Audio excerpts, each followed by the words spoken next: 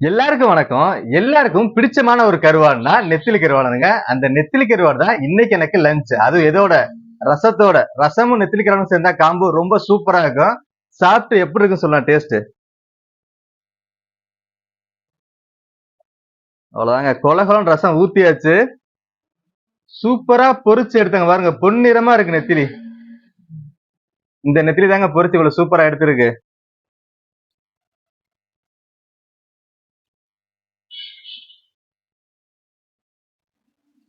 செம்மையா இருக்குங்க.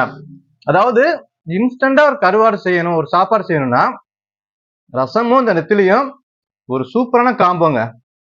இந்த மாதிரி கிறிஸ்பியான நெத்திலி மட்டும் இல்லைங்க, வேற சுவையான என்ன கருவாடு வேணும்னாலும் டிஸ்கிரிப்ஷன்ல மொபைல் நம்பர் கொடுக்குறேன். அது கால் பண்ணியோ இல்ல வாட்ஸ்அப் மூலம் ஆர்டர் பண்ணலாம்.